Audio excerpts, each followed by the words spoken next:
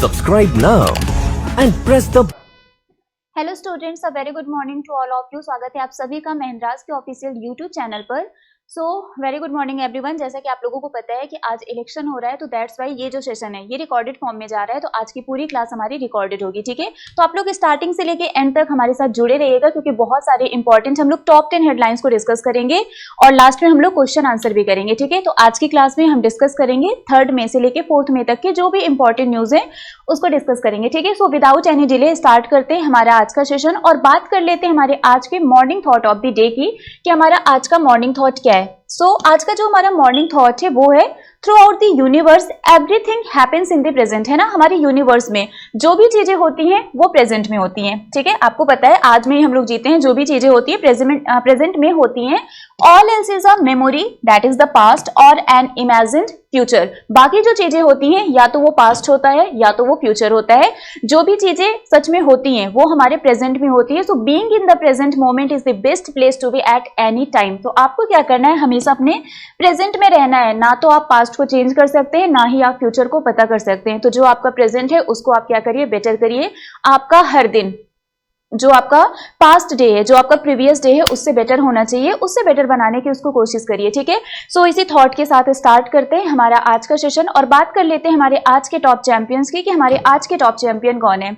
तो हमारे आज के जो टॉप 5 चैंपियन है जिन्होंने सबसे पहले आंसर दिया था और करेक्ट आंसर दिया था वो है अवंतिका, नेक्स्ट पर है मुस्कान, 3rd पर है मोनिका, पुष्परंजन एंड रजत साहू। तो ये हमारे टॉप 5 चैंपियन है जिन्होंने सबसे पहले आंसर दिया था और करेक्ट आंसर दिया था, ठीक है।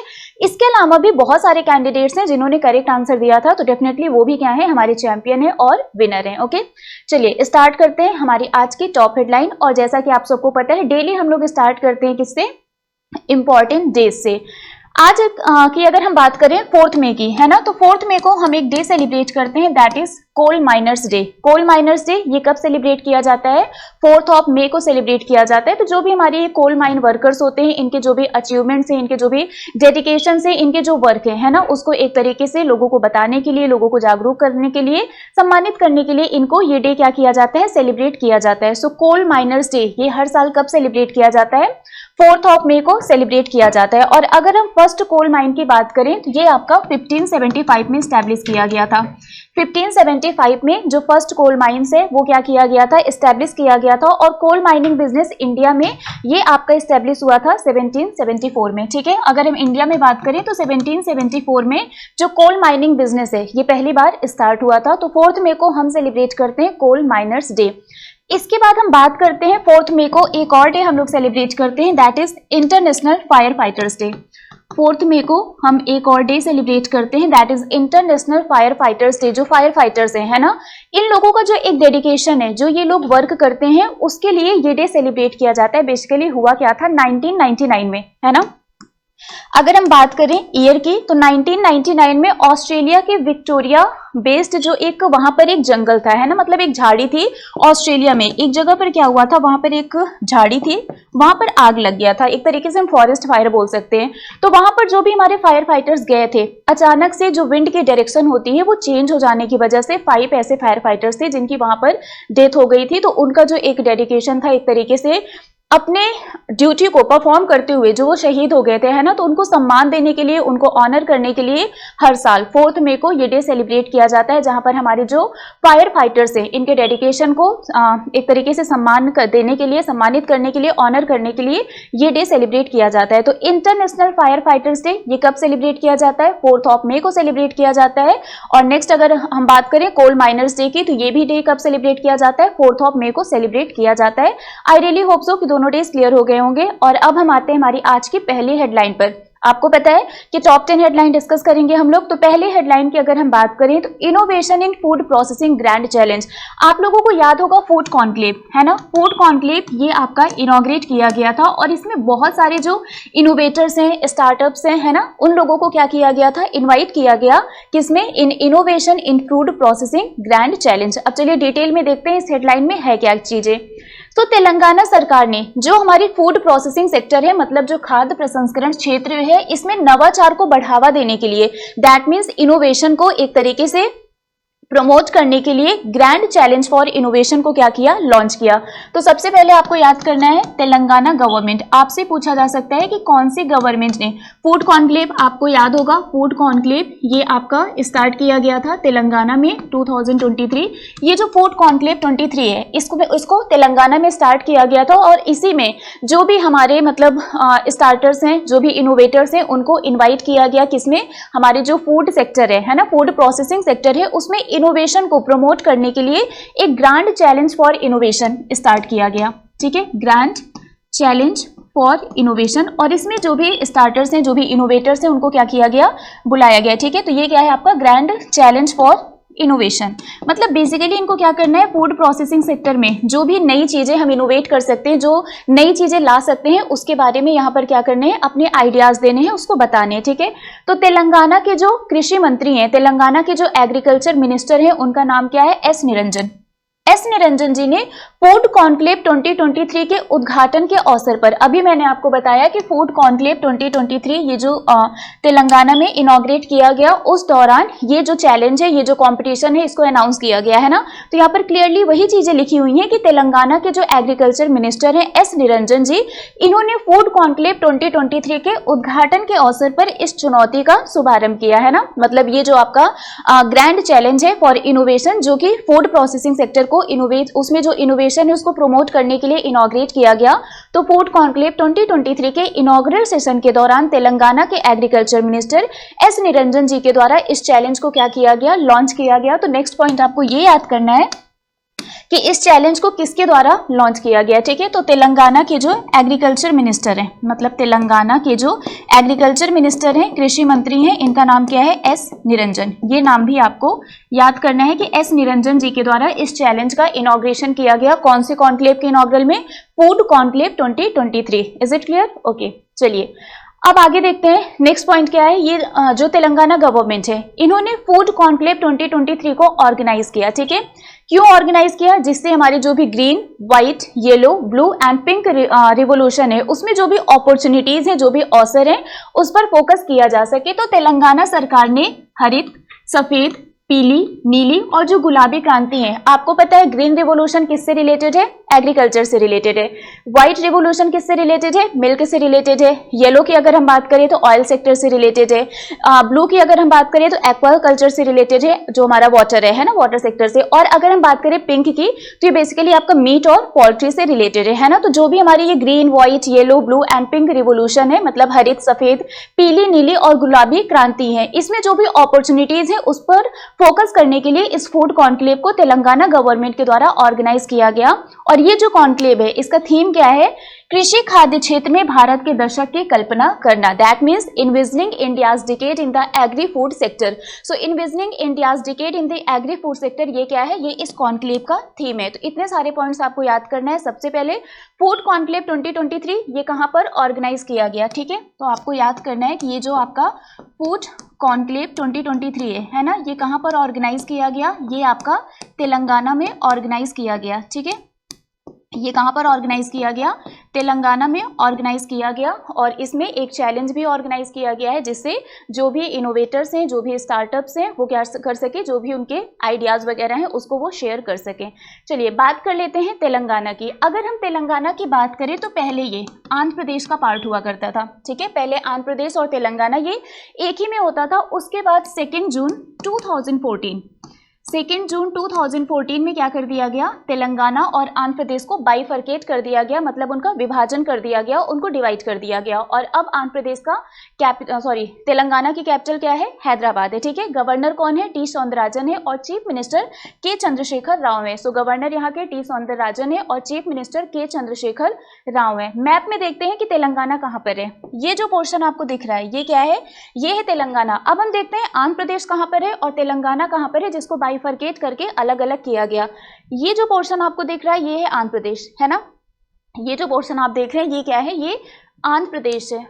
Just wait a second. Okay, so ये पोर्शन आंध्र प्रदेश है और ये है तेलंगाना। और अगर हम इसको देखें तो ये पहले एक में था, है ना, ये पूरा पोर्शन पहले एक में था, बाद में इसको डिवाइड कर दिया गया, बाइफरकेट कर दिया गया। आंध्र प्रदेश इधर हो गया और तेलंगाना इधर हो गया, है ना। अब हम बात करते हैं तेलंगाना के नेबरिंग स्टेट की, किसके पड़ोसी राज्य कौन कौन से हैं। सो ये है तेलंगाना, ठीक है। यहाँ पर हम देखें तो इसके साथ बॉर्डर कौन शेयर कर रहा है, छत्तीसगढ़, मतलब एक इसका पड़ोसी राज्य क्या हो गया, छत्तीसगढ़ हो गया। इधर हम देखें तो ये है महाराष्ट्र, दूसरा इसका पड़ोसी राज्य क्या हो गया, महाराष्ट्र हो गया। ठीक है। यहाँ पर अगर हम देखें कर्नाटका भी इसके साथ बॉर्डर शेयर कर रहा है, ये सेम है, तो यहाँ पर तीसरा क्या हो गया, Karnataka. And this one is no doubt Andhra Pradesh, है ना, क्योंकि आंध्र प्रदेश से इसको अलग किया गया है तो बॉर्डर तो शेयर करेगा ही, तो ये क्या है आपका आंध्र प्रदेश से। ठीक है। तो ये आपके स्टेट्स हैं जो तेलंगाना के साथ क्या करते हैं, बॉर्डर शेयर करते हैं। Now I really hope so कि ये क्लियर हो गया होगा। अब हम आते हैं नेक्स्ट हेडलाइन पर। ये हमारी सेकेंड हेडलाइन है ना, ये कौन सी हेडलाइन है, ये हमारी सेकेंड न्यूज़ है। आरबीआई ने एक डेटा रिलीज किया और उस डेटा के अकॉर्डिंगली इन्होंने बताया कि तमिलनाडु, इन्होंने मार्केट बारोइंग में क्या किया है, टॉप किया है। ठीक है। तो मार्केट बारोइंग में तमिलनाडु ने लगातार तीसरे वर्ष इन्होंने टॉप किया है। मार्केट बारोइंग का मतलब जो बाजार उधार लिया जाता है ना। So for the third year in a row, तो सबसे पहला पॉइंट आपका होगा लगातार तीसरे साल, है ना। तो थर्ड ईयर इन अ रो का मतलब हो गया लगातार तीसरे साल। लगातार तीसरे साल कौन से राज्य ने सबसे अधिक बाजार उधार लिए हैं, है ना। तो आंसर क्या होगा आपका, तमिलनाडु। तो यहाँ पर आपको याद करना है, ये है तमिलनाडु। ठीक है। तमिलनाडु की अगर हम बात करें तो ये लगातार तीसरे साल इन्होंने क्या किया है, जो बाजार उधार है, जो मार्केट बारोइंग है, सबसे ज्यादा इसी स्टेट ने लिया है। So for third year in a row Tamil Nadu has topped the list of states with the highest market borrowing. तो अगर आपसे पूछा जाए कि आरबीआई के डेटा के अकॉर्डिंगली कौन से स्टेट ने हाईएस्ट मार्केट बारोइंग में टॉप किया है, तो आंसर क्या होगा, तमिलनाडु, है ना। और लगातार तीसरे वर्ष इन्होंने क्या किया है, टॉप किया है।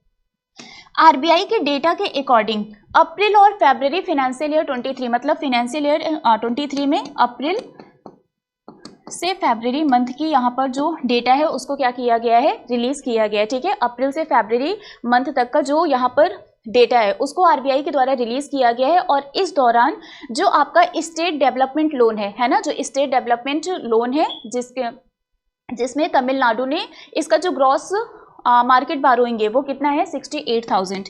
ये आपको याद रखना है, 68,000 करोड़। ठीक है। इन्होंने क्या किया है, मार्केट बारोइंग यानी कि बाजार से उधार लिया है। सो आरबीआई के डेटा के अकॉर्डिंगली अप्रैल से फरवरी मंथ के दौरान राज्य विकास ऋण क्या है, स्टेट डेवलपमेंट लोन, जो स्टेट के डेवलपमेंट के लिए लोन लिया जाता है, इसके थ्रू तमिलनाडु का जो ग्रॉस मार्केट बारोइंग है, मतलब जो सकल बाजार उधार है, वो कितना है, वो 68,000 करोड़ है। ये वैल्यू आपको याद रखना है कि तमिलनाडु का जो सकल बाजार उधार है, मतलब जो इनका ग्रॉस मार्केट बारोइंग है, जो ग्रॉस मार्केट बारोइंग है ये कितना है, ये 68,000 करोड़ है। ये डेटा आप लोगों को याद करना है। तो फर्स्ट पर कौन है, तमिलनाडु है। सेकंड पर आएगा आपका आंध्र प्रदेश, है ना। फर्स्ट पर तमिलनाडु हो गया 68,000 करोड़ के साथ। ठीक है। 68,000 करोड़ के साथ तमिलनाडु फर्स्ट पर आ गया। सेकंड पोजीशन की अगर हम बात करें तो इसकी आंध्र प्रदेश है और इसकी मार्केट बोरोइंग कितनी है, 51,860 करोड़। सो 51,860 करोड़ के साथ आंध्र प्रदेश ये सेकंड पोजीशन पर है। और थर्ड पर है महाराष्ट्र। ठीक है। थर्ड की अगर हम बात करें तो थर्ड पर महाराष्ट्र है with 50,000 crore rupees. So 50,000 crore rupees के साथ महाराष्ट्र ये थर्ड पोजीशन पर है। तो फर्स्ट पर तमिलनाडु विथ 68,000 करोड़, सेकंड पर आंध्र प्रदेश है विथ 51,860 करोड़ और थर्ड पर महाराष्ट्र है विथ 50,000 करोड़ रुपीस। ठीक है। और तमिलनाडु की अगर हम बात करें तो ये तीसरी बार ये लगातार क्या है, मार्केट बारोइंग में टॉप पर है। ठीक है। चलिए, ये लिस्ट है आपका, आप इसमें क्लियरली देख सकते हैं कि तमिलनाडु ये लगातार तीसरे साल टॉप पर है। ये जो है ये 2020 और 21 के लिए तो डेटा आप देख सकते हैं, सबसे ज्यादा तमिलनाडु का है, ये तमिलनाडु है। ये 21 और 22 के लिए है, दैट मीन्स इसकी बात कर रहे हैं, सब में एकदम क्लियरली दिख रहा है कि अभी भी तमिलनाडु टॉप पर है। और ये आपका 22 और 23 के लिए, दैट मीन्स इसकी बात कर रहे हैं, इसमें भी सबसे ज्यादा मार्केट बारोइंग किसकी है, तमिलनाडु की है। ठीक है। और अगर हम सेकेंड पोजीशन की देखें 22 और 23 की, तो ये क्लियरली हमें दिख रहा है आंध्र प्रदेश, है ना। यहाँ पर आप कहीं पर भी कंपेयर करिए, ये भी कम है, ये भी कम है, ये सब कम है ना। और ये आपका क्या है, आंध्र प्रदेश ये सेकंड पोजीशन पर है। और उसके बाद थर्ड पर कौन है, महाराष्ट्र। तो थर्ड पर ये महाराष्ट्र हो गया। तो फर्स्ट पर तमिलनाडु, सेकंड पर आंध्र प्रदेश और थर्ड पर महाराष्ट्र है। Is it clear. चलिए, अब आते हैं थर्ड न्यूज़ पर। अगर हम थर्ड न्यूज़ की बात करें तो यहाँ पर आप लोगों को याद करना है कि 3 jailed Iranian women journalist win United Nation press freedom prizes. तो जेल में बंद 3 ईरानी महिला पत्रकारों ने संयुक्त राष्ट्र प्रेस स्वतंत्रता पुरस्कार को जीता है। तो सबसे पहला पॉइंट आपका क्या होगा, United Nation press freedom prize, है ना। तो ये क्या है आपका, United Nation press freedom prize, ये आपका प्राइज का नाम हो गया। ठीक है। कितने लोगों ने इसको जीता है? तो 3, है ना। कितने लोगों ने इसको जीता है? 3 लोगों ने जीता है। सो जेल में बंद 3 ईरानी महिला पत्रकार, यानी कि जो 3 ईरानियन वीमेन जर्नलिस्ट हैं, ईरानियन वीमेन जर्नलिस्ट हैं, इनको ये अवार्ड दिया गया। अब इन तीनों लोगों का नाम आप लोगों को याद करना है, ठीक है, कि इन तीनों लोगों का नाम क्या है। तो सबसे पहले डिटेल में देखते हैं इसमें है क्या क्या चीज। तो यूनाइटेड नेशन ने 2 मई को जो इनका प्रीमियर प्राइज है ना, इसको इन्होंने क्या किया? अनाउंस किया for the press freedom and it has been awarded to 3 imprisoned Iranian female journalists for their commitment to truth and accountability। तो संयुक्त राष्ट्र ने 2 मई को ये अनाउंस किया कि उनकी जो प्रेस स्वतंत्रता के लिए उनका जो प्रमुख पुरस्कार है ना, जो उनका प्रीमियर प्राइज है, वो 3 कैद ईरानी महिला पत्रकारों को उनकी सच्चाई और उनकी जवाबदेही के लिए उनको क्या किया जाएगा? प्रदान किया जाएगा। अब यहाँ पर आपको नाम याद करना है कि जो पुरस्कार विजेता है इनका नाम क्या है। सबसे पहला नाम है नीलोफर हमीदी, है ना। पहला नाम क्या है? पहला नाम है नीलोफर हमीदी। सेकंड की अगर हम बात करें तो इनका नाम है इलाहे मोहम्मदी और थर्ड नाम है नरगिस मोहम्मदी, है ना। ये 3 नाम आप लोगों को याद करना है। ये 3 ईरानियन वीमेन जर्नलिस्ट हैं जिनको क्या किया गया है? ये अवार्ड दिया गया है, ठीक है। अगर हम इन लोगों की बात करें कि इनको ये अवार्ड दिया क्यों गया है, ठीक है, तो 22 ईयर ओल्ड महसा अमीनी, है ना, 22 ईयर ओल्ड महसा अमीनी की केस के लिए इन लोगों को ये अवार्ड दिया गया है। अगर हम इनकी बात करें महसा अमीनी की, है ना, ये 22 साल की थी। इन्होंने जो हेड स्कार्फ होता है ना, अगर हम बात करें महसा अमीनी की, तो इन्होंने जो हेड स्कार्फ होता है, जो बेसिकली जो मुस्लिम वीमेंस होती हैं जो मोस्टली वियर करती हैं, तो महसा अमीनी ने जो हेड स्कार्फ है उसको सही से नहीं पहना था। इस वजह से इनको पुलिस ने क्या कर लिया था? जेल में बंद कर दिया था, ठीक है। इनको पुलिस ने पकड़ लिया था और इनको जेल में बंद कर लिया था। तो इन्हीं के बारे में इन तीनों जर्नलिस्ट ने क्या किया था? अपनी आवाज उठाई थी। अगर हम बात करें नीलोफर हमीदी की, है ना, तो नीलोफर हमीदी ने इनके बारे में आर्टिकल लिखा था महसा अमीनी के बारे में, जिनको पुलिस ने पकड़ लिया था क्योंकि उन्होंने हेड स्कार्फ सही से वियर नहीं किया था। नरगिस मोहम्मदी की अगर इलाहे मोहम्मदी की अगर हम बात करें तो इन्होंने महसा अमीनी के अंतिम संस्कार के बारे में लिखा था। और बाकी जो तीसरा नाम है नरगिस मोहम्मदी, अगर इनकी बात करें तो ये भी एक फेमस जर्नलिस्ट थे और बहुत सारे मुद्दों पर इन्होंने अपनी आवाज उठाई थी और उस पर इन्होंने आर्टिकल लिखा था। सो बेसिकली इनके जो सच्चाई और जो जवाबदेही के प्रति इनका जो प्रतिबद्धता है, इनकी जो कमिटमेंट है, उसके लिए इन तीनों लोगों को ये प्राइज दिया गया है, ठीक है।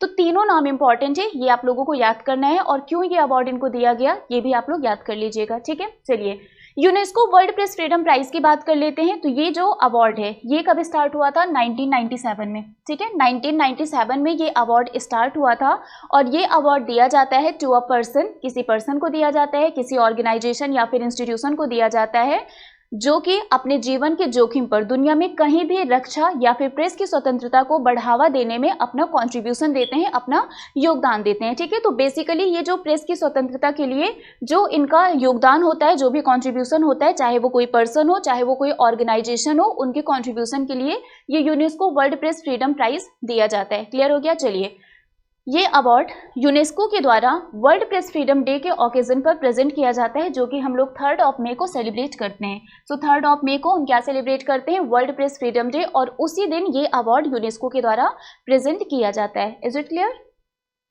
ओके चलिए अब आते हैं नेक्स्ट हेडलाइन पर, और ये हमारी 4th हेडलाइन है ना। अगर हम इस हेडलाइन की बात करें, महराज अहमद खान और गनीमत सेखो, है ना। तो पहला नाम क्या है? महराज अहमद खान और दूसरा नाम है गनीमत सेखो। इन्होंने ISSF शॉटगन वर्ल्ड कप में भारत के लिए गोल्ड मेडल जीता है। तो पहले तो आपको 2 नाम याद करना है ना। 2 नाम क्या है? एक है महराज अहमद खान, ठीक है। पहला नाम क्या है?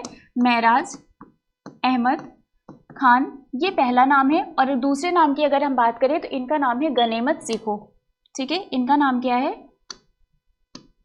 गनीमत सेखो इनका नाम है। सो दूसरा नाम है गनीमत सेखो, और इन दोनों लोगों ने मिलकर क्या किया है? इंडिया को गोल्ड मेडल दिलाया है। तो दूसरा पॉइंट क्या होगा आपका? इन्होंने इंडिया को गोल्ड मेडल यानी कि स्वर्ण पदक दिलाया है, ठीक है। दूसरा ये हो गया, इन्होंने गोल्ड मेडल यानी कि स्वर्ण पदक दिलाया है किसमें? ISSF शॉटगन वर्ल्ड कप में। तो तीसरा पॉइंट आपका क्या हो जाएगा? ISSF shotgun world cup.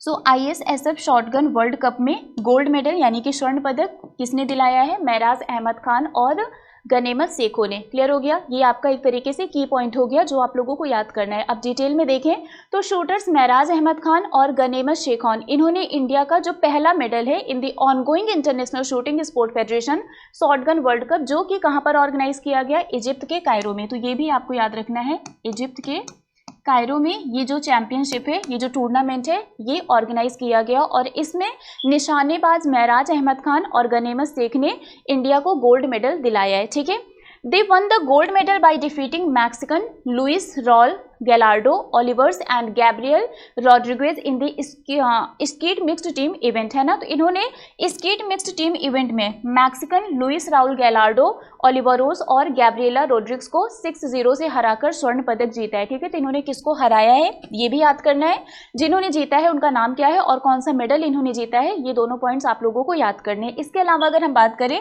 Italy ने ब्रॉन्ज मेडल जीता है through their crack pair of the 2-time world championship silver medallist Simona Scocchetti and Rio Olympic champion Gabriele Rossetti. ठीक है, तो यहाँ पर इटली ने 2 बार की विश्व चैंपियनशिप रजत पदक विजेता, नाम क्या है इनका, सिमोना स्कोसेटी, और रियो ओलंपिक चैंपियन गैब्रियल रोसिटी की अपनी क्रैक जोड़ी के माध्यम से कांस्य पदक इन्होंने जीता है। सो यहाँ पर इन्होंने ब्रॉन्ज मेडल किसने जीता है, इटली ने जीता है। अब देखिए कंफ्यूज नहीं होना है, इंडिया ने क्या जीता है, गोल्ड मेडल जीता है। तो फर्स्ट पर आ गया आपका इंडिया, जिन्होंने गोल्ड मेडल जीता है। ठीक है, तो इंडिया ने यहाँ पर गोल्ड मेडल जीता है। सेकंड पर कौन है, सेकंड पर आता है आपका सिल्वर मेडल, है ना। और अभी हमने पढ़ा they won the gold medal by defeating Mexican that means second position पर जिन्होंने सिल्वर मेडल जीता है वो कौन सी कंट्री होगी, मैक्सिको, है ना। तो मैक्सिको ने यहाँ पर क्या किया है, सिल्वर मेडल जीता है। और थर्ड पर कौन आ गया, इटली, जिन्होंने ब्रॉन्ज मेडल जीता है। ठीक है, तो ये आपके टॉप 3 हो गए, गोल्ड, सिल्वर एंड ब्रॉन्ज। और ये थर्ड पर हमने पढ़ा था इटली ने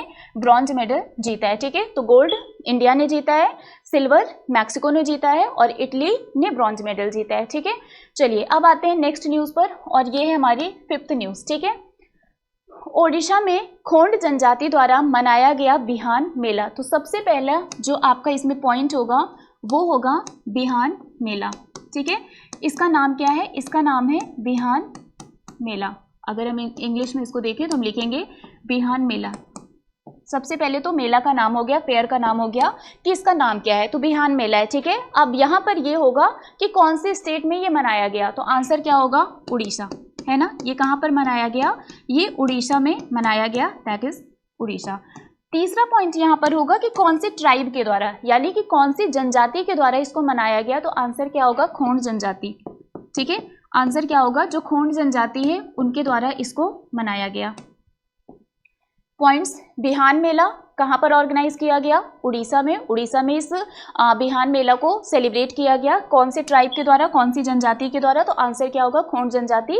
ये आपका इंपॉर्टेंट है, आपसे जनजाति पूछ सकता है कि कौन सी जनजाति के द्वारा इसको ऑर्गेनाइज मतलब सेलिब्रेट किया गया। ठीक है, तो उड़ीसा में जो खोंड जनजाति है ना, इनके जो भी सदस्य हैं, इन लोगों ने अपने त्योहारों के कैलेंडर में एक और कार्यक्रम जोड़ा है जिसे बिहान मेला का नाम दिया गया है। तो इसका नाम क्या है, इसका नाम है बिहान मेला। ठीक है, और ये मेला उड़ीसा में जो खोंड जनजाति होती है ना, जो खोंड ट्राइब्स होते हैं उड़ीसा में, उनके द्वारा मनाया जाता है। और बेसिकली ये आपका सीड फेस्टिवल है ना। ये कैसा फेस्टिवल है, ये आपका सीड फेस्टिवल है। ठीक है, मतलब एक तरीके से हम बीज उत्सव बोल सकते हैं। ये कैसा फेस्टिवल है, ये आपका बीज उत्सव है, मतलब सीड फेस्टिवल है, जिसको खोंड ट्राइब के द्वारा क्या किया जाता है, सेलिब्रेट किया जाता है। क्लियर हो गया, चलिए। सो बिहान मेला ये एक यूनिक फेस्टिवल है जिसको खोंड ट्राइब के द्वारा सेलिब्रेट किया जाता है, और ये 2019 से सेलिब्रेट किया जा रहा है। ठीक है, ये 2019 से क्या किया जा रहा है, सेलिब्रेट किया जा रहा है। और उड़ीसा का जो नयागढ़ डिस्ट्रिक्ट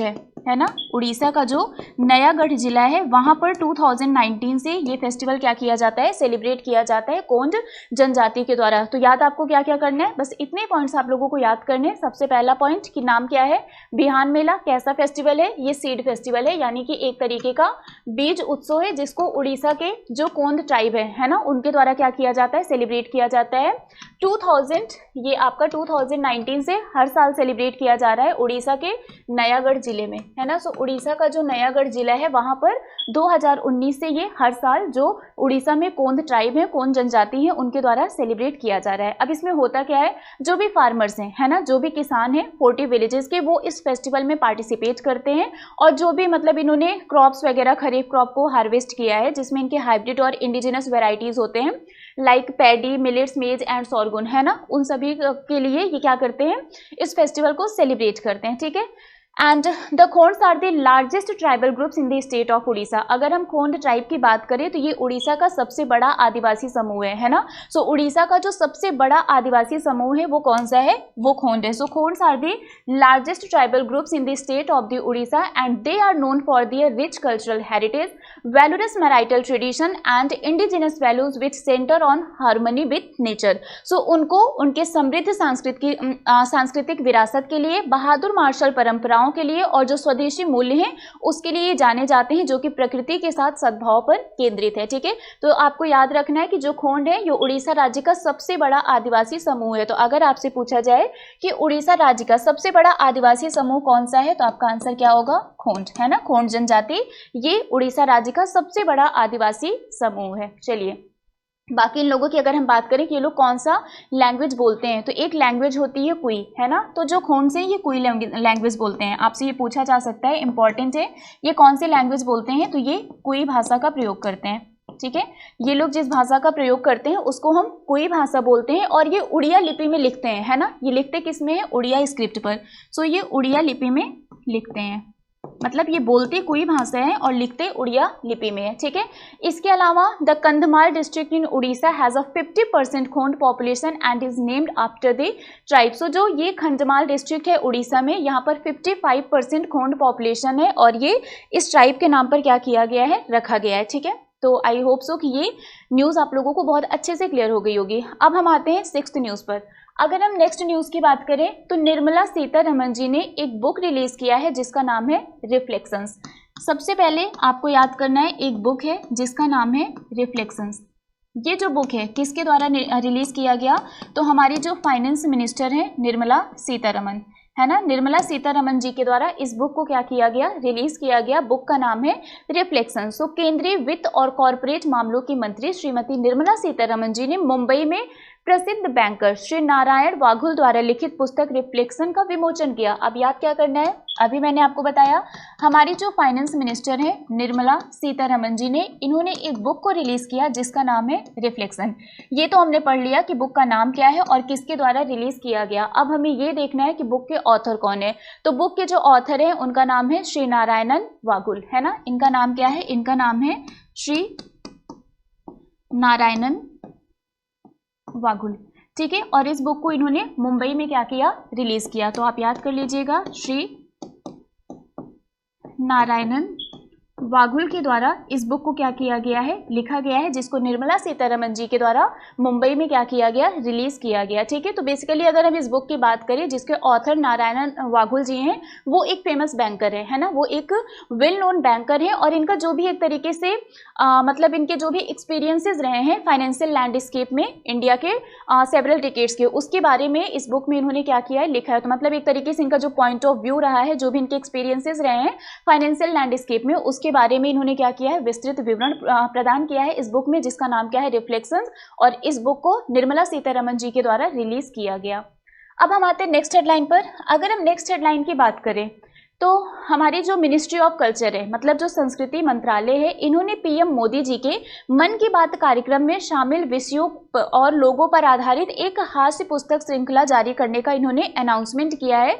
मतलब हमारी जो मिनिस्ट्री ऑफ कल्चर है ये एक कॉमिक बुक सीरीज को क्या करेगी, रिलीज करेगी, जो थीम्स पर बेस्ड होगी, ऑन द पीपल पर बेस्ड होगी, जिसको पीएम मोदी जी के मन की बात प्रोग्राम में क्या किया गया था, ब्रॉडकास्ट किया गया था, टेलीकास्ट किया गया था, है ना। सो ministry of culture to release comic book series based on the theme and people featured in the PM Modi's मन की बात प्रोग्राम। मतलब पीएम मोदी जी के मन की बात प्रोग्राम में जिस भी थीम को प्रेजेंट किया गया था, जिन लोगों को फीचर किया गया था, उस पर बेस्ड एक कॉमिक बुक की सीरीज को क्या किया जाएगा, रिलीज किया जाएगा। और ये अनाउंसमेंट हमारी मिनिस्ट्री ऑफ कल्चर यानी कि संस्कृति मंत्रालय के द्वारा किया गया। आप लोगों को याद होगा 30 अप्रैल, है ना, 30 अप्रैल को पीएम मोदी जी के मन की बात कार्यक्रम के 100 एपिसोड पूरे हो गए, है ना। इस दौरान बहुत सारे इवेंट्स, बहुत सारे प्रोग्राम्स भी ऑर्गेनाइज किए गए थे। और इसके अलावा ये भी अनाउंस किया गया था कि इस 100 एपिसोड के पूरा होने पर पीएम मोदी जी क्या करेंगे, 100 रुपीज़ का जो क्वाइन है इसको रिलीज करेंगे और एक पोस्टेज स्टैंप भी रिलीज करेंगे on the successful completion of the 100 episode of the PM Modi's मन की बात, है ना। अब जो हमारी यूनियन कल्चर मिनिस्ट्री है, इन्होंने ये डिसाइड किया है कि ये 12 पार्ट कॉमिक बुक सीरीज को क्या करेंगे, रिलीज करेंगे, ठीक है। सो केंद्रीय संस्कृति मंत्रालय ने प्रधानमंत्री नरेंद्र मोदी जी के मन की बात कार्यक्रम में शामिल जो भी विषय है और जो भी लोग हैं, मतलब जो थीम, जिस थीम पर इन्होंने बोला था और जिन लोगों को इन्होंने शामिल किया था, उसके बेसिस पर ये 12 पार्ट का एक कॉमिक बुक सीरीज क्या करेंगे, रिलीज करेंगे, ठीक है। और ये अनाउंसमेंट कौन सी मिनिस्ट्री के द्वारा की गई है, तो याद रखिएगा संस्कृति मंत्रालय, हमारे जो कल्चर मिनिस्टर है उनके द्वारा इसका अनाउंसमेंट किया गया है, ठीक है। तो ये मिनिस्ट्री जरूर याद रखिएगा कि कल्चर मिनिस्ट्री के द्वारा इसका अनाउंसमेंट किया गया है, ठीक है। ये जो स्पेशल प्रोजेक्ट है इसको इंप्लीमेंट किया जाएगा अमर चित्र कथा के द्वारा, है ना। सो ये जो स्पेशल प्रोजेक्ट है इसको किसके द्वारा इंप्लीमेंट किया जाएगा, तो जो अमर चित्र कथा है इसके द्वारा इसको इंप्लीमेंट किया जाएगा, ठीक है। ये याद रखिएगा, अमर चित्र कथा के द्वारा इसको इंप्लीमेंट किया जाएगा, जो कि इंग्लिश में रिलीज किया जाएगा और फिर 12 इंडियन लैंग्वेजेस में इसको ट्रांसलेट किया जाएगा। तो अमर चित्र कथा के द्वारा इसको इंप्लीमेंट किया जाएगा, जो कि इंग्लिश लैंग्वेज में इस सीरीज को रिलीज किया जाएगा और फिर 12 इंडियन लैंग्वेजेस में इसको ट्रांसलेट किया जाएगा। रिलीज ये इंग्लिश लैंग्वेज में होगा, ट्रांसलेट ये 12 अदर इंडियन लैंग्वेजेस में भी किए जाएंगे। अब हम पीएम मोदी जी के मन की बात प्रोग्राम की अगर हम बात करें तो सबसे पहले ये कब आपका मतलब प्रसारित किया गया था, अक्टूबर 2014 में। और डेट की अगर हम बात करें तो वो था 3 अक्टूबर 2014 में पहली बार पीएम मोदी जी ने क्या किया था, मन की बात प्रोग्राम को इन्होंने स्टार्ट किया था। And the programme is also broadcast in 11 foreign languages including Chinese, Indonesian, Tibetan, Burmese, Balochi, Arabic, Pashto, Farsi, Dari and Swahili, in addition to 22 Indian languages and 29 dialects, है ना। सो यहाँ पर 11 विदेशी भाषाओं में इसको क्या किया गया था, मतलब 22 इंडियन लैंग्वेजेस थे, 29 बोलियों के अलावा 11 हमारे फॉरेन लैंग्वेजेस भी थे, जिसमें क्या किया गया, इस मन की बात प्रोग्राम को एक तरीके से ब्रॉडकास्ट किया गया, प्रसारित किया गया, ठीक है। अब आते हैं नेक्स्ट हेडलाइन पर। और अगर हम नेक्स्ट हेडलाइन की बात करें तो Indian sailor Abhilash Tomy becomes first Asian to sail around the globe in 30,000 miles race. तो भारतीय नाविक, इनका नाम क्या है, इनका नाम है अभिलाष टोमी, ठीक है। इनका नाम क्या है, इनका नाम है अभिलाष टोमी। ये आप लोगों को याद करना है। इन्होंने 30,000 मील की दौड़ में, ठीक है, 30,000 मील की दौड़ में दुनिया भर में यात्रा करने वाले पहले एशियाई बन गए हैं। So Indian sailor Abhilash Tomy ये पहले एशियन बन गए हैं जिन्होंने क्या किया है, 30,000 मील की दौड़ में दुनिया भर में यात्रा करने वाले ये पहले एशियन बन गए हैं। क्लियर हो गया। चलिए डिटेल में देखते हैं। अगर इनकी हम बात करें तो ये रिटायर्ड नेवल कमांडर है ना। So retired naval commander Abhilash Tomy has become the first Indian to complete the longest endurance solo race around the world covering nearly 30,000 miles in just 236 days. So इन्होंने 30,000 माइल को, है ना, 30,000 माइल को सिर्फ 236 दिन में इन्होंने क्या किया, इसको कंप्लीट किया। नाम इनका क्या है, नाम है इनका अभिलाष टोमी। सो सेवानिवृत्त यानी कि रिटायर्ड नौसेना कमांडर अभिलाष टोमी ने 236 दिन में लगभग 30,000 मील की दूरी तय करते हुए दुनिया भर में सबसे लंबी, जो मतलब सबसे ये एक तरीके से लॉन्गेस्ट इंड्योरेंस सोलो रेस है, जो एकल दौड़ है, उसको पूरे करने वाले ये पहले भारतीय बन गए हैं, ठीक है। अगर इनकी हम बात करें तो इन्होंने गोल्डन ग्लोब रेस में दूसरे स्थान पर रहे हैं, ठीक है। अगर हम इस गोल्डन ग्लोब रेस की बात करें तो इसमें ये दूसरे स्थान पर रहे हैं, ठीक। अब यहाँ पर देखते हैं। Tommy completed the world's toughest solo sailing race in 236 days, 14 hours 46 minutes 34 seconds on 29 अप्रैल। सो 29 अप्रैल को उन्होंने दुनिया के टफेस्ट सोलो सेलिंग रेस को 236 days 14 our and 46 minute and 34 second में इसको इन्होंने क्या किया, कंप्लीट किया 30,000 माइल डिस्टेंस को, है ना। ये जो गोल्डन ग्लोब रेस है ये इस बार गोल्डन ग्लोब की 50th एनिवर्सरी है ना। सो गोल्डन ग्लोब रेस 2022 ये 50th एनिवर्सरी है किसकी, ऑफ गोल्डन ग्लोब, है ना। तो ये याद रखिएगा, ये 2022 ये जो गोल्डन ग्लोब रेस है ये कौन सी एनिवर्सरी है, 50th एनिवर्सरी है। अब यहाँ पर देखिए मैंने भी आपको बताया था ये सेकंड नंबर पर आए हैं। यहाँ पर एक नाम है जिसका नाम है कर्स्टन न्यूशेफर, है ना। इनका नाम क्या है, इनका नाम है कर्स्टन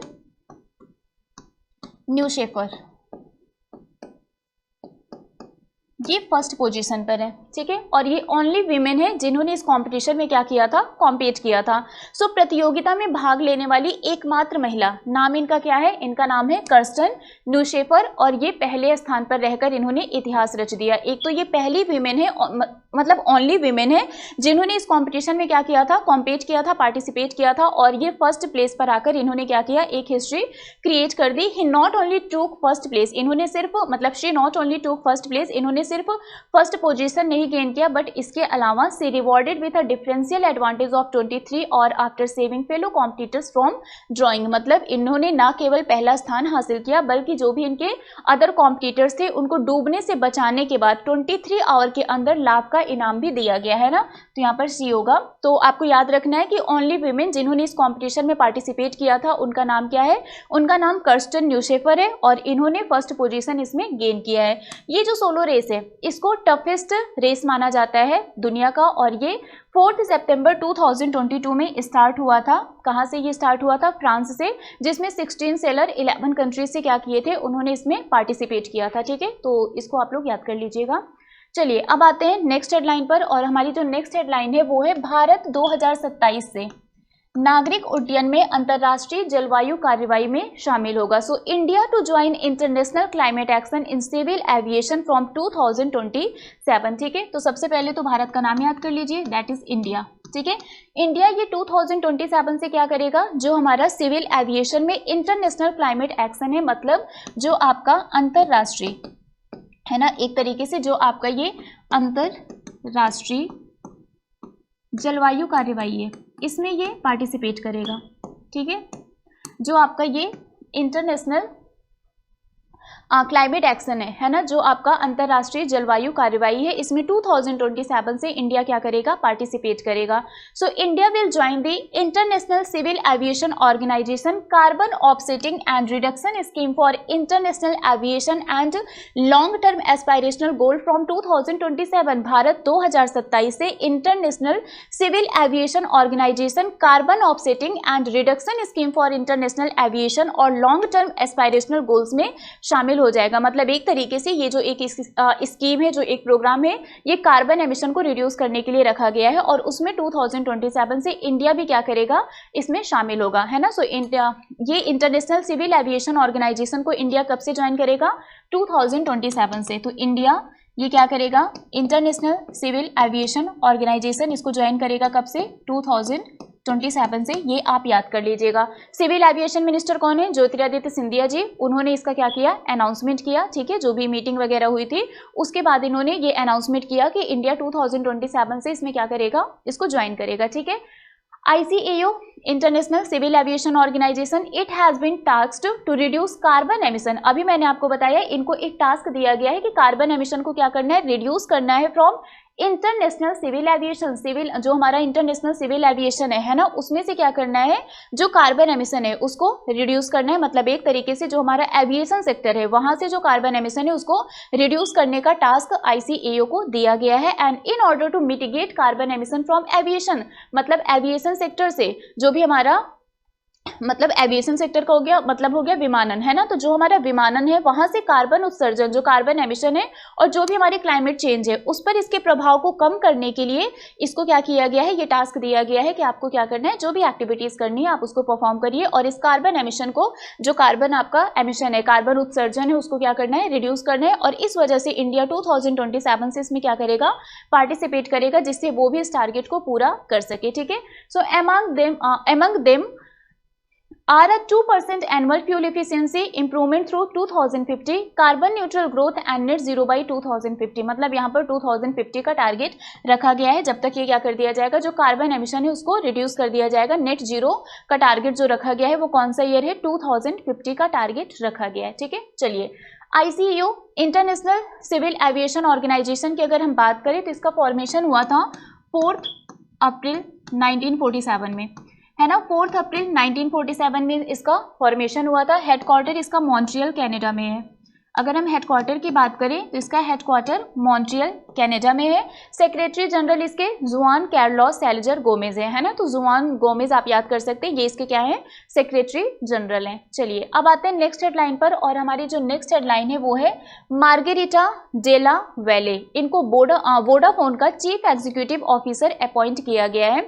सो यहाँ पर आपको याद करना है वोडाफोन, है ना, वोडाफोन की जो नई सीईओ बनी है, ठीक है, वोडाफोन की जो नई सीईओ बनी है, इनका नाम क्या है, इनका नाम है मार्गेरिटा डेला वैले, ठीक है, इनका नाम क्या है, इनका नाम है मार्गेरिटा डेला वैले। इनको वोडाफोन का नया चीफ एग्जीक्यूटिव ऑफिसर अपॉइंट किया गया है। सो वोडाफोन ग्रुप, इन्होंने मार्गेरिटा डेला वैले को क्या किया है, वोडाफोन का नया चीफ एग्जीक्यूटिव ऑफिसर अपॉइंट किया है। बस इतना ही आप लोगों को याद करना है कि वोडाफोन की नई चीफ एग्जीक्यूटिव ऑफिसर कौन बनी है, ठीक है। चलिए, और अब हम आते हैं हमारे आज के MCQ सेशन पर, जिसमें हम लोग क्या करेंगे, क्वेश्चन आंसर करेंगे विथ डिटेल एनालिसिस, है ना। चलिए, तो यहाँ पर हमारा पहला क्वेश्चन है, दैट इज, एक second, which IIT has launched a cyber security skilling program under the National Mission on Interdisciplinary Cyber Physical System। आपको बताना है किस IIT ने अंतः विषय साइबर भौतिक प्रणालियों पर राष्ट्रीय मिशन के साथ साइबर सुरक्षा कौशल कार्यक्रम शुरू किया है। IIT हैदराबाद,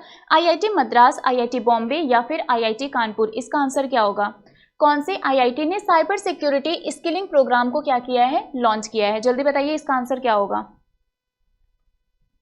ओके, सो इसका जो करेक्ट आंसर है वो है IIT कानपुर। इसका करेक्ट आंसर क्या है, IIT Kanpur is the correct answer. अच्छा, अगर हम बात करें IIT हैदराबाद की, है ना, अगर हम IIT हैदराबाद की बात करें तो आप लोगों को याद होगा DRDO इंडस्ट्रीज जो एकेडमी सेंट्रल ऑफ एक्सीलेंस है ना, इसको कहाँ पर सेटअप किया गया है, इसको IIT हैदराबाद में सेटअप किया गया है, ठीक है।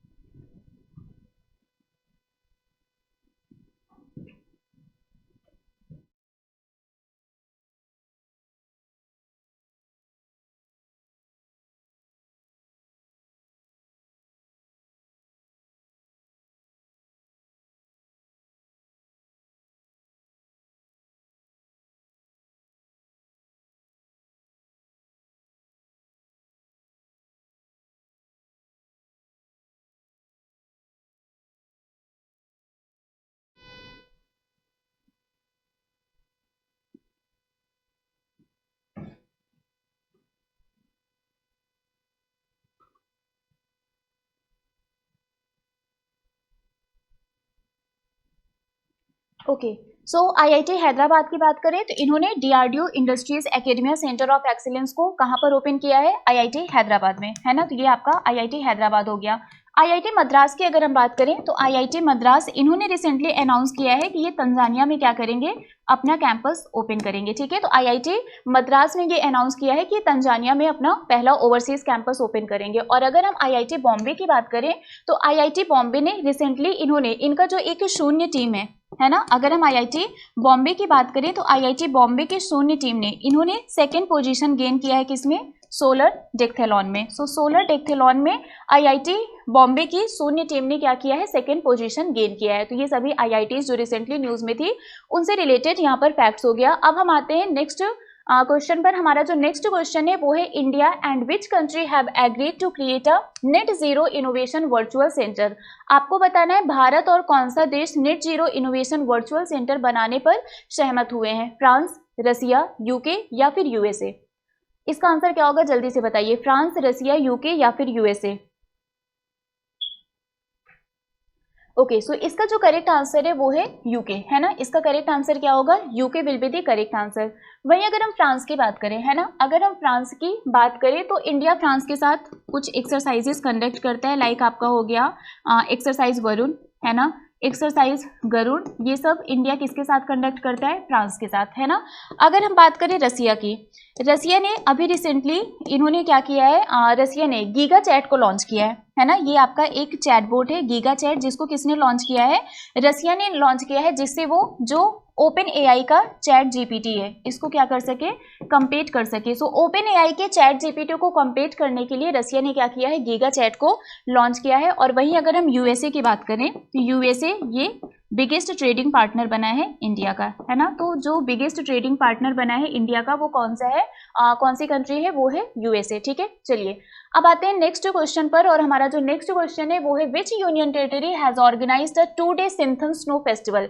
आपको बताना है किस केंद्र शासित प्रदेश ने 2 दिवसीय सिंथन स्नो फेस्टिवल का आयोजन किया। चंडीगढ़, जम्मू एंड कश्मीर, लद्दाख या फिर पुडुचेरी। इसका आंसर क्या होगा? चंडीगढ़, जम्मू एंड कश्मीर, लद्दाख या फिर पुडुचेरी, कौन सी यूनियन टेरिटरी ने 2 दिन के सिंथन स्नो फेस्टिवल को ऑर्गेनाइज किया? और इसका जो करेक्ट आंसर है वो है जम्मू एंड कश्मीर, है ना। इसका करेक्ट आंसर क्या होगा? Jammu and Kashmir.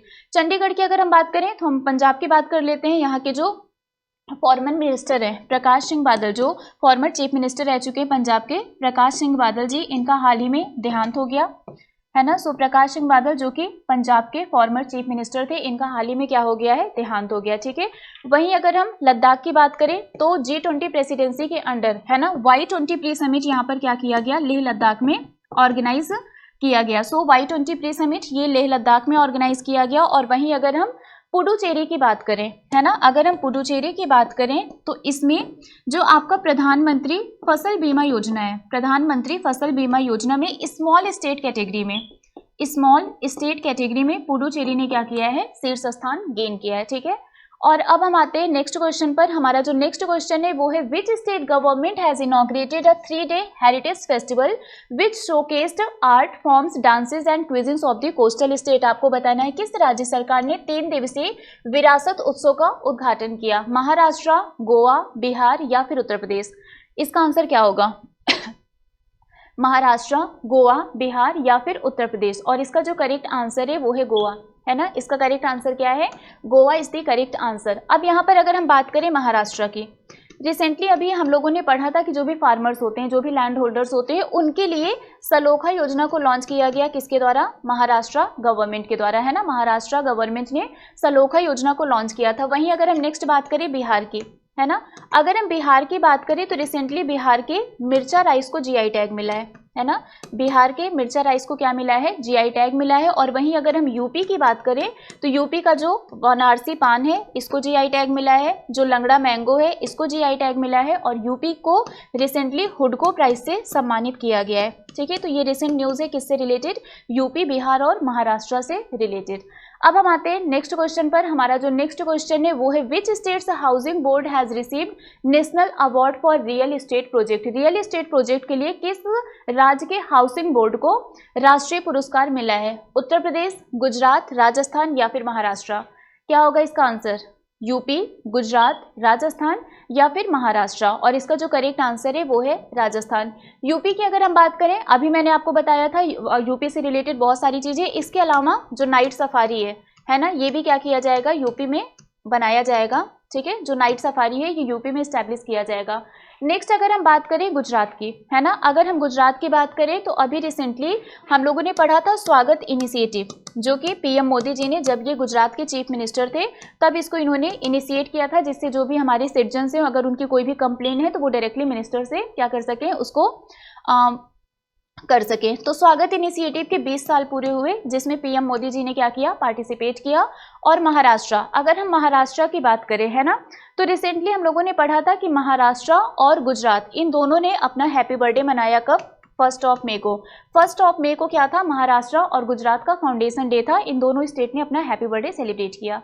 Next question पर आते हैं। Prime minister Narendra Modi has virtually commissioned 91 FM transmitter of capacity of 100 what in which state. आपको बताना है प्रधानमंत्री नरेंद्र मोदी ने किस राज्य में 100 वॉट की क्षमता के 91 FM ट्रांसमीटर को इन्होंने कमीशन किया? असम, वेस्ट बंगाल, मणिपुर या फिर त्रिपुरा। इसका आंसर क्या होगा? जल्दी बताइए, इसका करेक्ट आंसर क्या होगा? ओके, सो इसका जो करेक्ट आंसर है वो है असम, है ना। इसका करेक्ट आंसर क्या है? इसका करेक्ट आंसर है असम। वेस्ट बंगाल की अगर हम बात करें तो वेस्ट बंगाल से एक न्यूज़ बहुत याद आती है कि वेस्ट बंगाल के जो चीफ मिनिस्टर हैं, है ना, ममता बनर्जी जी, आप लोगों को पता है कि रिचेस्ट जो चीफ मिनिस्टर है उसकी लिस्ट आई थी, है ना, जिसमें ये बताया गया था कि ममता बनर्जी ये सबसे क्या है? सबसे लोवेस्ट रिचेस्ट चीफ मिनिस्टर है, जिनके पास सिर्फ 15 लाख रुपीज़ का एसेट है ना। इसके अलावा हम बात करें मणिपुर और त्रिपुरा की, है ना, तो मणिपुर और त्रिपुरा ने इन्होंने क्या किया था? 21 जनवरी को अपना हैप्पी बर्थडे सेलिब्रेट किया था। तो रिसेंटली मणिपुर और त्रिपुरा इन्होंने क्या किया था, अपना फाउंडेशन डे सेलिब्रेट किया था 21 जनवरी को।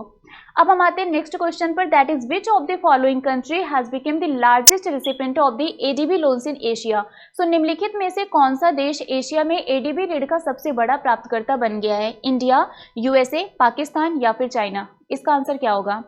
इंडिया, यूएसए, पाकिस्तान या फिर चाइना? जल्दी बताइए इसका आंसर क्या होगा।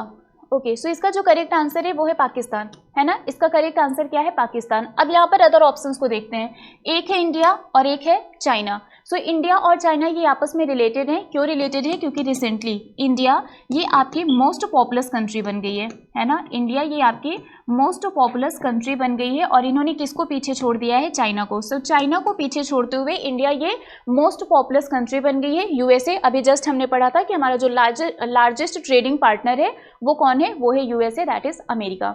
अब आते हैं नेक्स्ट क्वेश्चन पर। Next one is who has been awarded the prestigious Leipzig book prize for European understanding in 2023। 2023 में यूरोपीय समझ के लिए प्रतिष्ठित लिप्जिग बुक पुरस्कार से किसे सम्मानित किया गया?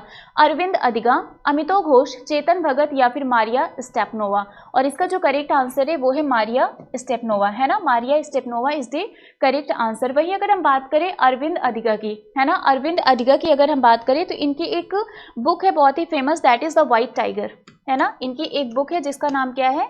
The White tiger. नेक्स्ट अगर हम बात करें अमितोव घोष, है ना, अमितोव घोष की अगर हम बात करें तो जंगलनामा, हम लोगों ने पढ़ा था, ये एग्जाम में आया भी है कि जंगलनामा ये जो बुक है इसके ऑथर कौन है? इसके जो ऑथर है उनका नाम है अमितोव घोष। और अगर हम चेतन भगत की बात करें तो इनकी बहुत सारी बुक्स है, 5 पॉइंट समवन, है ना। इसके अलावा half girlfriend, 2 state, 3 points to remember, ये सारी बुक्स किसकी है? चेतन भगत जी की है ना। चलिए अब आते हैं नेक्स्ट क्वेश्चन पर, that is who has won the Formula 1 Azerbaijan Grand Prix 2023। So Formula 1 Azerbaijan Grand Prix 2023 किसने जीता है? Lewis Hamilton, Sergio Perez, Max Verstappen या फिर चार्ल्स लेक्लर? इसका आंसर क्या होगा? सो अगर हम अजरबैजान ग्रैंड प्रिक्स 2023 की बात करें तो इसको किसने जीता है? सर्जियो पेरेज ने जीता है, ठीक है। सर्जियो पेरेज ने अजरबैजान ग्रैंड प्रिक्स 2023 को जीता है। और अब हम आते हैं नेक्स्ट क्वेश्चन पर, दैट इज आयुष्मान भारत दिवस is celebrated every year on which day. Ayushman Bharat दिवस ये हर साल किस दिन मनाया जाता है? 3rd में, 1st में, 30 अप्रैल या फिर 2nd में? क्या होगा इसका आंसर? ओके, सो इसका जो करेक्ट आंसर है वो है 30 अप्रैल, है ना। आयुष्मान भारत दिवस ये कब सेलिब्रेट किया जाता है? ये 30 अप्रैल को सेलिब्रेट किया जाता है। वहीं अगर हम बात करें 3rd मई की, अभी हमने पढ़ा था 3rd मई को क्या होता है? वर्ल्ड प्रेस फ्रीडम डे, है ना। वर्ल्ड प्रेस फ्रीडम डे ये कब सेलिब्रेट किया जाता है? 3rd मई को। इसके अलावा अगर हम 1st मई की बात करें तो इंटरनेशनल लेबर डे होता है इस दिन। इस दिन क्या होता है? International labour day. और अगर हम बात करें 2nd मई की तो 2nd मई को होता है आपका वर्ल्ड ट्यूना डे, है ना। वर्ल्ड ट्यूना डे ये कब सेलिब्रेट किया जाता है? 2nd मई को सेलिब्रेट किया जाता है। और अब हम आते हैं हमारे आज के होमवर्क क्वेश्चन पर। हमारा आज का जो होमवर्क क्वेश्चन है वो है भारत की G20 प्रेसिडेंसी के अंडर साइंस 20 एंगेजमेंट ग्रुप की बैठक किस क्षेत्र में आयोजित की गई? ठीक है, आपको बताना है कि साइंस 20 एंगेजमेंट ग्रुप मीटिंग ये कहाँ पर ऑर्गेनाइज किया गया। तो इसका आंसर आप लोग कमेंट करके बताइएगा। जो सबसे पहले बताएगा वो बनेगा हमारा चैंपियन ऑफ द डे और उसका नाम हम कल के सेशन के स्टार्टिंग में डिक्लेयर करेंगे। सो आज के लिए फिलहाल बस इतना ही है। मिलते हैं आपसे फिर कल सुबह 7 बजे हमारी डेली करंट अफेयर क्लास में, only on Mahendras official YouTube channel.